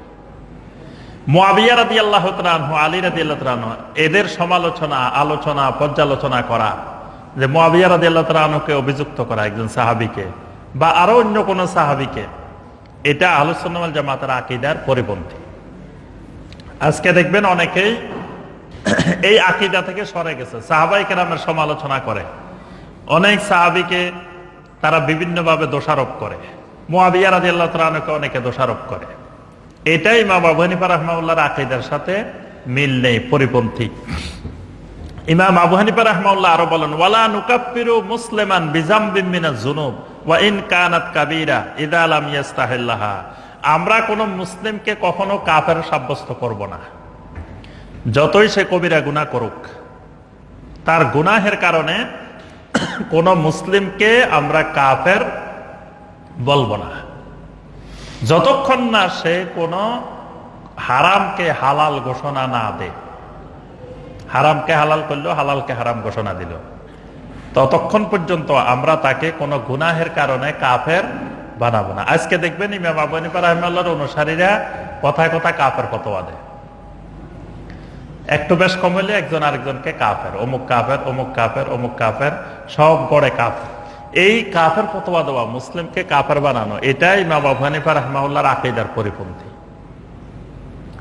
একজনে কুফরি কথা বলার পরেও একজন মুসলিম, তাকে কাফের ফতোয়া দিতে হলে অনেকগুলো শর্ত আছে। এই শর্তগুলো দেখে তারপরে কাফের ফতোয়া দিতে হয়। যেমন সে যে কুফরি কথাটা বলছে, এটা কি সে কেন বলছে? জাহালতার কারণে বলছে, মানে সে হয়তো জানা না বিষয়টা, মূর্খতার কারণে বলছে, অথবা ভুলে বলছে, অথবা সে বাধ্য হয়ে বলছে, অথবা সে অতি আনন্দে বলছে। এই প্রেক্ষাপটগুলো দেখে সে কি কারণে বলছে। যদি অজ্ঞতার কারণে বলে, তাকে এলেম দিতে হবে, তাকে সঠিক জানাই দিতে হবে। যদি ভুলে বলে, তাকে স্মরণ করাই দিতে হবে। যদি বাধ্য হয়ে বলে, এটা তার ওজর, তাহলে তাকে কুফরি কথা বললেও তাকে কাফের বলা যাবে না। কিন্তু এরপরেও সে স্বজ্ঞানে ইচ্ছা করে তারপরেও যদি বলে, তখন তাকে কুফরি ফতোয়া দেওয়া যাবে। তাহলে এই জায়গায়ও ইমাম আবু হানিফা রাহিমাহুল্লাহর আকীদা থেকে আমরা বিচ্যুত হয়ে গেছি। 6 নম্বর পার্থক্য, ইমাম আবু হানিফা রাহিমাহুল্লাহ বলেন, ওয়ালা নাকুলু ইন্নাল মুমিনা লা ইয়াদুররুহু যুনুব। আমরা এই কথা বলবো না যে গুনাহ কোন মুমিনের ক্ষতি করতে পারে না, এই কথাও বলবো না গুনাহ মুমিনকে জাহান্নামে নিবে না। তবে আমরা এই কথা বলবো না যে জাহান্নামে গেলে আর জাহান্নাম থেকে বের হবে না, ইন্নাহু ইয়াখলুদু ফিহা। যে আমরা এই কথা বলবো না, আমাদের আকীদা এটা হবে না যে একজন মুমিন গুনাহের কারণে জাহান্নামে গেলে আর বের হবে না, এটা আমাদের আকীদা নয়। আজকে দেখবেন হানাফি, আবু হানিফা রাহিমাহুল্লাহ অনুসারী দাবি করে অনেক ব্যক্তি, অনেক বক্তা, অনেক তাফসীরকারক, অনেক কোরআনের প্রচারক বলে বেড়ায় যে মুমিনও জাহান্নামে গেলে আর বের হবে না, স্থায়ী জাহান্নাম। এরকম আকীদা পোষণ করে। এই আকীদা ইমাম আবু হানিফা রাহিমাহুল্লাহর আকীদার পরিপন্থী, এটা আহলুস সুন্নাহ ওয়াল জামাতের আকীদা নয়। 7 নম্বর পার্থক্য যেটা, আল্লাহ রাসূল সাল্লাল্লাহু আলাইহি ওয়াসাল্লামের মা বাবা, তারা কি ঈমান অবস্থায় মারা গেছেন না কুফরি অবস্থায় মারা গেছেন? ইমাম আবু হানিফা রাহিমাহুল্লাহ আল ফিকহুল আকবরের মধ্যে বলেন, ওয়া ওয়ালিদা রাসূলিল্লাহি সাল্লাল্লাহু আলাইহি ওয়াসাল্লাম মাতা আলাল কুফরে, যে আল্লাহ রাসূল সাল্লাল্লাহু আলাইহি ওয়াসাল্লামের আম্মা আব্বা দুইজনে কুফরির উপরে মৃত্যুবরণ করেছেন। এটাই হলো আহলুস সুন্নাহ ওয়াল জামাতের আকীদা। ওয়া আবু তালেব আম্মুহু সাল্লাল্লাহু আলাইহি ওয়াসাল্লাম ওয়া আবু আলী রাদিয়াল্লাহু তাআলা আনহু মাতা কাফিরান। আবু তালেব, যিনি নবী সাল্লাল্লাহু আলাইহি ওয়াসাল্লামের চাচা, আলী রাদিয়াল্লাহু তাআলা আনহুর বাবা, মাতা কাফিরান, তিনিও কাফের অবস্থায় মৃত্যুবরণ করেছেন। এখন প্রথম কথা হলো নবী সাল্লাল্লাহু আলাইহি ওয়াসাল্লামের মা বাবা। নবী সাল্লাল্লাহু আলাইহি ওয়াসাল্লামের মা বাবার ব্যাপারে 3টা মত পাওয়া যায়। একটা মত হলো যে তারা কুফর অবস্থায় মৃত্যুবরণ করছেন, আরেকটা মত হলো তারা কুফর অবস্থায় মৃত্যুবরণ করছেন, কিন্তু পরবর্তীতে নবী সাল্লাল্লাহু আলাইহি ওয়াসাল্লাম তাদের কবরের সামনে গেছেন, তাদেরকে কবর থেকে তুলে আনা হয়েছে, তারা ঈমান আনছে আবার মরে গেছে। 3 নম্বর মত হলো তারা জাহেলি যুগে মারা গেছে, তখন কোন নবী রাসূল আসে নাই, এই জন্য আল্লাহ পাক তাদেরকে মাফ করে দিয়েছেন। কয়টা মত? এই ক্ষেত্রে সবচেয়ে বিশুদ্ধ মত হলো যেটা, মানে যে ব্যাপারে কোরআন এবং হাদিস দলিল পাওয়া যায়, সেটা হলো বিশুদ্ধ দলিল যেটা পাওয়া যায়, সেটা হলো তারা কুফরি অবস্থায় মৃত্যুবরণ করেছে। এখন কুফরি অবস্থায় মৃত্যুবরণ করছেন, এটা আমরা পাইলাম কোথায়, কিভাবে জানলাম? মোল্লা আলী কারি রাহমাহুল্লাহ একটা বই রচনা করছেন শুধু, যে আদিল্লাতু মুতাকিদে আবি হানিফা আল আযম ফি আবওয়াই রাসূল সাল্লাল্লাহু আলাইহি ওয়াসাল্লাম, যে রাসূল সাল্লাল্লাহু আলাইহি ওয়াসাল্লামের মা বাবার ব্যাপারে ইমাম আবু হানিফা রাহমাহুল্লাহর আকীদা, যে তারা কুফরি অবস্থায় মৃত্যুবরণ করছেন, এই ব্যাপারে দলিল প্রমাণ, এটার উপরে মোল্লা আলী কারি রাহমাহুল্লাহ একটা বই রচনা করছেন শুধু। অর্থাৎ ইমাম আবু হানিফা রাহমাহুল্লাহর আকীদা হলো তারা কুফরি অবস্থায়, কাফের অবস্থায় মারা গেছে। এবং সহিহ মুসলিমের হাদিস, আনাস রাদিয়াল্লাহু তাআলা বর্ণনা করছেন, এক ব্যক্তি এসে বলল, ইয়া রাসূলুল্লাহ আইনা আবি, আমার বাবা কোথায়? ক্বালা ফিন্নার, আল্লাহ রাসূল সাল্লাল্লাহু আলাইহি ওয়াসাল্লাম বললেন, তোমার বাবা জাহান্নামে। ফালাম্মা কাফফা দাআহু, এই লোকটা একেবারে কাঁদতে কাঁদতে, মানে বাবা জাহান্নামে, এরপরে তিনি বিদায় নিচ্ছিলেন, চলে যাচ্ছিলেন, আল্লাহ রাসূল সাল্লাল্লাহু আলাইহি ওয়াসাল্লাম তাকে আবার ডাকলেন, ডেকে বললেন, ইন্না আবি ওয়া আবাকা ফিন্নার, তুমি কাঁদো কেন, এত বিচলিত হচ্ছ কেন? আমার বাবা তোমার বাবা দুজনেই তো জাহান্নামে। তাহলে সহিহ মুসলিমের এই হাদিসে আল্লাহ রাসূল সাল্লাল্লাহু আলাইহি ওয়াসাল্লাম স্পষ্ট বলে দিলেন, আমার বাবা তোমার বাবা। মায়ের ব্যাপারে নবী সাল্লাল্লাহু আলাইহি ওয়াসাল্লাম একবার আসতেছিলেন, যেখানে মায়ের কবর, সাহাবায়ে কেরামকে রেখে নবী সাল্লাল্লাহু আলাইহি ওয়াসাল্লাম গেলেন, গিয়ে কবরের স্থানে গিয়ে জোরে জোরে চিৎকার করে কাঁদতেছিলেন। সাহাবায়ে কেরাম দৌড়াই গেলেন যে নবী সাল্লাল্লাহু আলাইহি ওয়াসাল্লাম কোনো বিপদে পড়ছেন কিনা। যাওয়ার পরে দেখলেন যে নবী সাল্লাল্লাহু আলাইহি ওয়াসাল্লাম আল্লাহর কাছে ফরিয়াদ করতেছেন, আল্লাহ, যে আমাকে আমার মায়ের জন্য দোয়া করার অনুমতি দেন। কিন্তু আল্লাহ রাব্বুল আলামিন দোয়া করার অনুমতি দেন নাই। নবী সাল্লাল্লাহু আলাইহি ওয়াসাল্লাম বললেন যে আমি আমার আল্লাহর কাছে, রবের কাছে আমার মায়ের জন্য দোয়া করতে চাচ্ছি, কিন্তু আল্লাহ পাক আমাকে অনুমতি দেন নাই। এবং এই ব্যাপারে আল্লাহ পাক কোরআনের আয়াত নাযিল করছেন, মা কানা লিন নাবিয়্যি ওয়াল্লাযীনা আমানু আইয়াস্তাগফিরু লিল মুশরিকিন ওয়ালাউ কানু উলি কুরবা, যে কোন নবীর জন্য এটা বৈধ নয়, কোন মুমিনের জন্য বৈধ নয় যে মুশরিকের জন্য ইস্তিগফার করবে, যদিও ওই মুশরিক তার নিকটাত্মীয় হোক না কেন, তার মা বাবা হোক না কেন। তাহলে এই সকল দলিল দিয়ে ইমাম আবু হানিফা রাহিমাহুল্লাহ বলছেন যে তারা কুফরি অবস্থায় মৃত্যুবরণ করছেন, এটাই দলিল। তবে খতিবে বাগদাদি একটা হাদিস উল্লেখ করছে, যেটা দিয়ে আমাদের দেশে অনেকেই বলে যে নবী সাল্লাল্লাহু আলাইহি ওয়াসাল্লামের মা বাবাকে কবর থেকে তুলে ইসলাম গ্রহণ করাইছেন। এই খতিবে বাগদাদি যে হাদিসটা বলছেন সেটা হলো, যাহাবতু লিকবরে উম্মি আমিনা, যে আমি আমার মা আমিনার কবরের কাছে গেলাম, ফাসাআলতুল্লাহ রাব্বি আন ইউহইয়াহা, আল্লাহর কাছে বললাম, আল্লাহ আমার মাকে জীবিত করে দেন। আল্লাহ জীবিত করে দিলেন। এরপরে আমার মা ঈমান আনলেন, ওয়ারাদ্দাহ আল্লাহু আযজা ওয়া জাল্লা, এরপরে আবার আমার মাকে আল্লাহ নিয়ে গেলেন। এই হাদিসটার ব্যাপারে আল্লামা ইবনুল জাওজি, মোল্লা আলী কারি, আল্লামা শাওকানি, ইমাম ইবনে কাসির, তারা সবাই সম্মিলিতভাবে বলছেন এই হাদিসটা মাউদু, এটা জাল হাদিস। এটা পরবর্তীতে কেউ বানাইছে, যে যাতে কেউ বলতে না পারে যে নবী সাল্লাল্লাহু আলাইহি ওয়াসাল্লামের আম্মা আব্বা কুফরি অবস্থায় মারা গেছেন, এই জন্য এই হাদিসটা বানানো হয়েছে।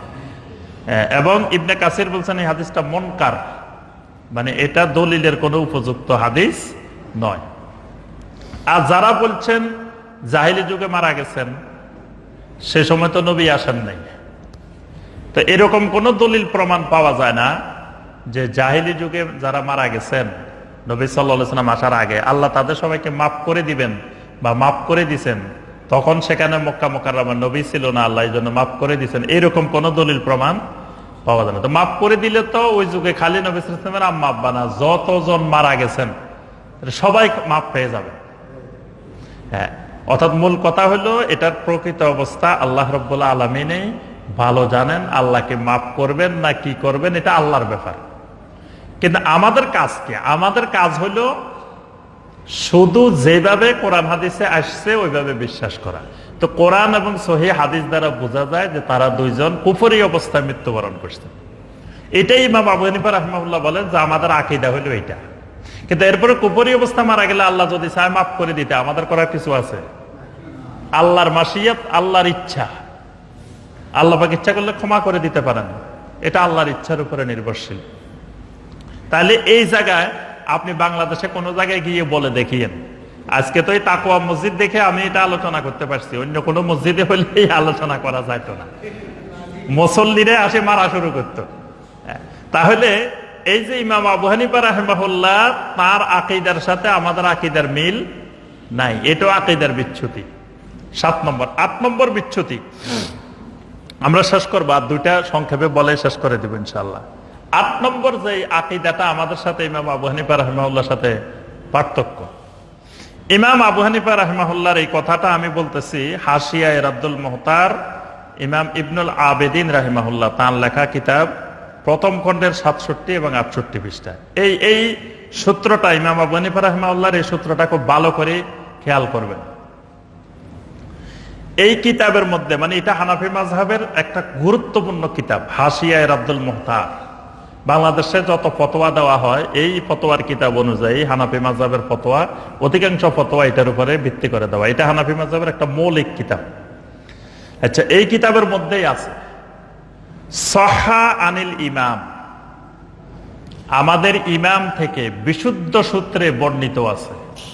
ইমাম মানি ইমাম আবু হানিফা রাহিমাহুল্লাহ থেকে বিশুদ্ধ সূত্রে বর্ণিত আছে, আন্নাহু ক্বাল, ইমাম আবু হানিফা রাহিমাহুল্লাহ বলেন যে ইজা সাহাল হাদিসু ফাহুয়া মাযহাবি, যে যখন কোন সহিহ হাদিস পাওয়া যাবে তখন সেটাই আমার মাযহাব। অনেকে অস্বীকার করে, কয় না আমাদের ইমাম এরকম কথা বলেনি।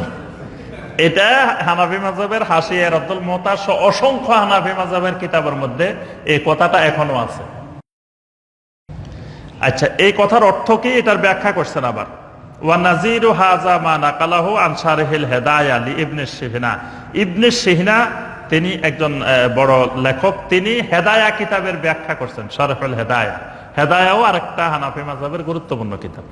এই ব্যাখ্যার মধ্যে তিনি ইমাম আবু হানিফা রাহিমাহুল্লাহর এই কথাটাকে আরো বিস্তারিত ব্যাখ্যা করে দিয়েছেন। ব্যাখ্যাটা কি, ইজা সাহাল হাদিস, যখন কোন হাদিস সহিহ পাওয়া যাবে, ওয়া কানা আলা খিলাফিল মাযহাব, ওই হাদিসটা মাযহাবের খেলাফ, মানে মাযহাব বলতেছে এটা এইভাবে হবে, কিন্তু সহিহ হাদিস বলতেছে এর বিপরীত।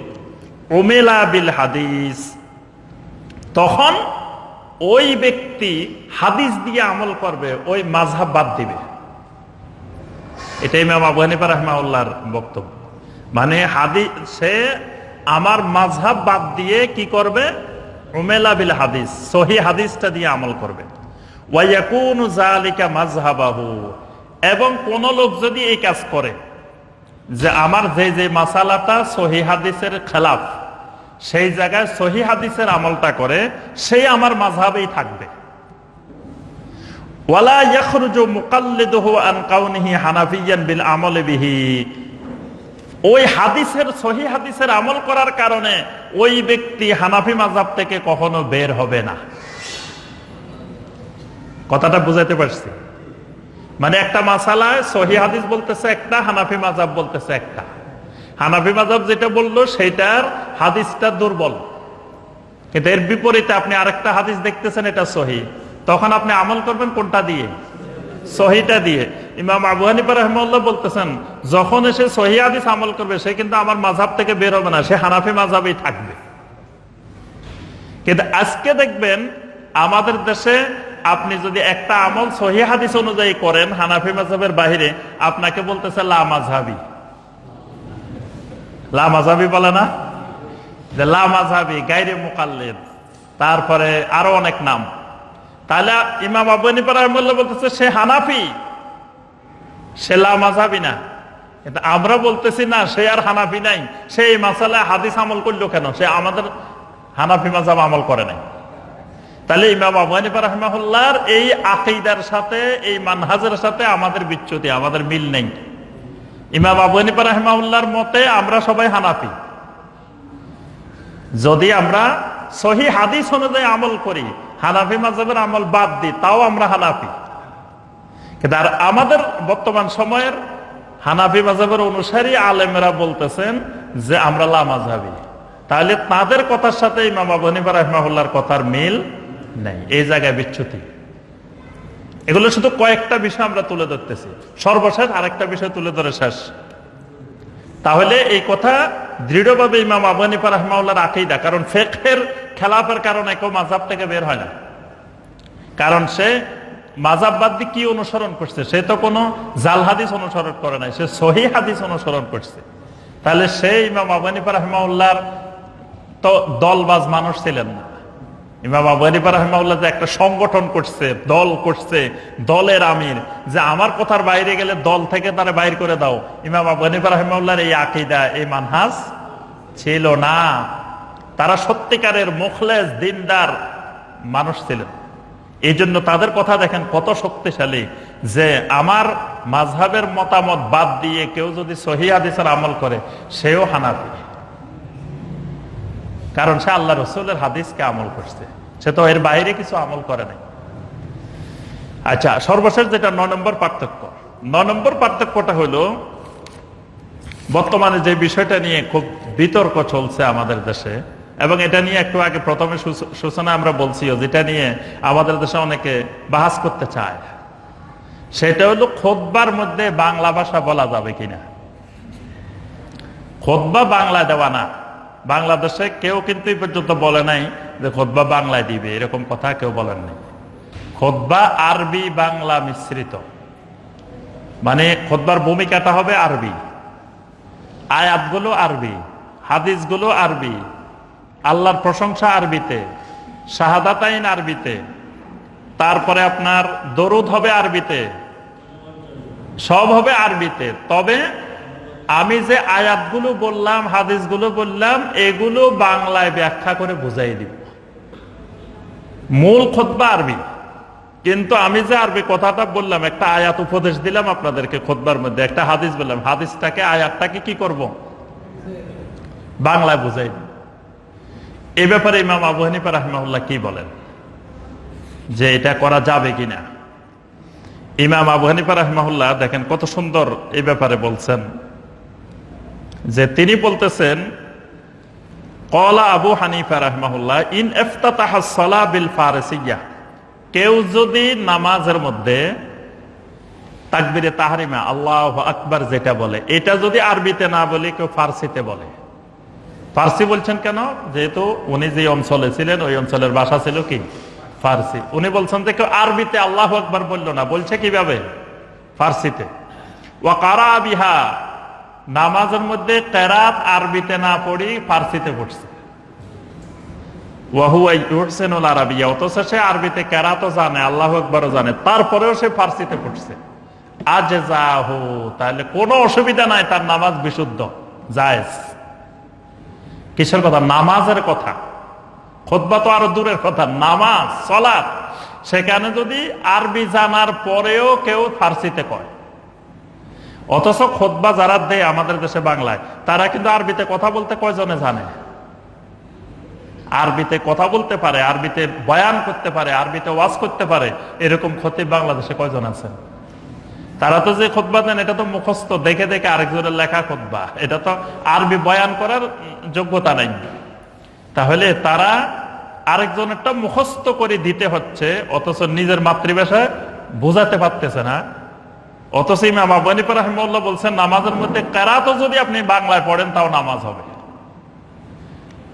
আচ্ছা, আরো দেখেন ইমাম আবু হানিফা রাহিমাহুল্লাহ আরো বলছেন যে আল্লাহর জিকির হাসিলুন বিকুল্লি লিসান, আল্লাহর জিকির যে কোনো ভাষা দিয়ে করা যায়। আচ্ছা জি, আমি এটা শেষ করে দিতে আজান দিয়ে না। আচ্ছা, তো কেউ কেউ বলেন যে খুতবাটা হলো জিকরুল্লাহ, আল্লাহর জিকির, এটা আরবিতে করতে হবে, বাংলায় করা যাবে না। ইমাম আবু হানিফা রাহিমাহুল্লাহ বলেন, আল্লাহর জিকির হাসিলুন বিকুল্লি লিসান, সব ভাষায় আল্লাহর জিকির করা যায়। কারণ পৃথিবীতে জমিনে যত ভাষা আছে সবগুলো আল্লাহ, আল্লাহ এগুলো সৃষ্টিকর্তা। তাহলে আল্লাহর কাছে একমাত্র গ্রহণযোগ্য ভাষা পৃথিবীতে আরবি না। এরকম কোন আয়াত আছে যে আল্লাহর কাছে একমাত্র গ্রহণযোগ্য ভাষা হলো আরবি? এরকম কোন আয়াত পাইছেন? অথচ ইন্দাদ দীন ইনদাল্লাহিল ইসলাম, আল্লাহর কাছে একমাত্র দিন হলো ইসলাম, কিন্তু একমাত্র ভাষা আল্লাহর কাছে আরবি না। বরং সূরা ইব্রাহিমের 4 নম্বর আয়াতে আল্লাহ পাক বলেছেন, ওয়া মা আরসালনা মির রাসূলিন ইল্লা বিলিসানি কওমিহি, আমি এমন কোন নবী দুনিয়াতে পাঠাই নাই যে নবীকে ওই জাতির সব ভাষায় পাঠাই নাই। মানে যে অঞ্চলে যে নবী পাঠাইছি ওই এলাকার যে ভাষা ওই ভাষায় নবী পাঠাইছি।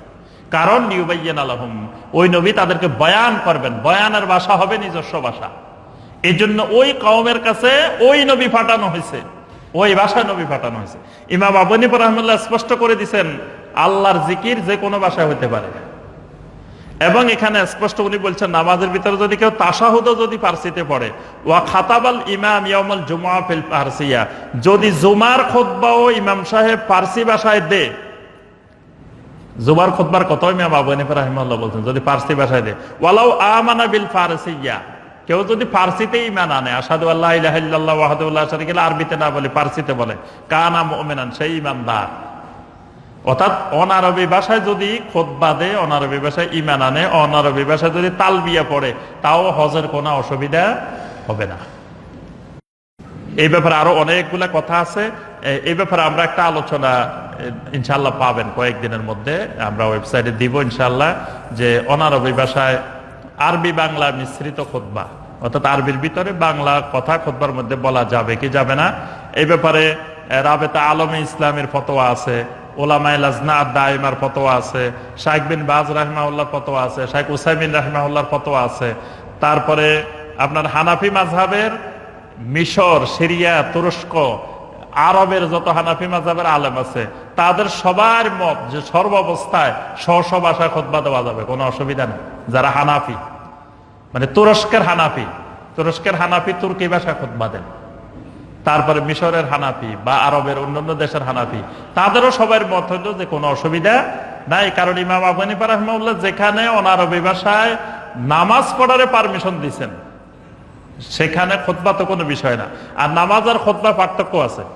কেউ কেউ মনে করেন জুমারে খুতবার মনে হয় নামাজ একই রকম। কেউ কেউ যুক্তি দেন যে শুনো, জুমার নামাজ কিন্তু 4 রাকাত, জোহরের নামাজ যেমন 4 রাকাত, 2 রাকাত এখানে খুতবা, 2 রাকাত নামাজ। এটা হলো নিজস্ব মন গড়া ব্যাখ্যা। যদি 2 রাকাত নামাজ হয়, তো নামাজ 2 রাকাত পড়ি কোন দিকে ফিরে? কথা কয় না। নামাজ কোন দিকে? ইমাম সাহেব খুতবা দেয় কোন দিকে ফিরে? যদি ওইটাও 2 রাকাত নামাজ হয়, তো খুতবা তো কিবলামুখী হয়ে দিতে হবে, কি বলেন? তো খুতবা উল্টা দিচ্ছে কেন, আমাদের দিকে ফিরে দিচ্ছে কেন? তাহলে বোঝা যায় খুতবার নামাজ এক জিনিসটা। খুতবার মধ্যে জিকির নির্দিষ্ট, এই নামাজের মধ্যে জিকির নির্দিষ্ট, কোনটার পর কোনটা পড়তে হবে, কোন জায়গায় কি পড়তে হবে, এগুলো নির্দিষ্ট করা। খুতবার মধ্যে এগুলো নির্দিষ্ট করা নাই। এরকম অসংখ্য পার্থক্য আছে খুতবার মধ্যে। এবং হানাফি মাযহাবের ফকিহদের মত হইলো খুতবা ওযু ছাড়াও দেওয়া যায়, নামাজ ওযু ছাড়া হয় না। তো যদি নামাজ হয় 2 রাকাত, ওযু ছাড়া কেমনে খুতবা দেয়? আরো অনেক পার্থক্য আছে। তো যাই হোক, আমরা এখানেও দেখি যে ইমাম আবু হানিফা রাহিমাহুল্লাহর চিন্তাধারার সাথে বর্তমানে আমাদের মিল নাই। এই জন্য আমার সম্মানিত ভাইয়েরা, ইমাম আবু হানিফা রাহিমাহুল্লাহর নাম বিক্রি করে আমরা ব্যবসা করতেছি, বিজনেস করতেছি, তার নাম দিয়ে চলতেছি, অথচ দেখা যাচ্ছে যে আমরা তার আকীদা, তার মানহাজ, তার চিন্তাধারাকে অনুসরণ করছি না। আল্লাহ রাব্বুল আলামিন আমাদেরকে বিষয়গুলো সঠিকভাবে বুঝার, অনুধাবন করার তৌফিক দান করুন। আল্লাহ পাক আমাদেরকে সঠিক আকীদা, সঠিক মানহাজের উপরে চলার তৌফিক দান করুন। আল্লাহ রাব্বুল আলামিন আমাদের আজকের এই আলোচনাকে কবুল ও মঞ্জুর করে নিন। আমিন ইয়া রাব্বাল আলামিন। সুবহানাকা আল্লাহুম্মা বিহামদিকা আশহাদু আল্লা ইলাহা ইল্লা আনতা আস্তাগফিরুকা ওয়া আতুবু ইলাইক।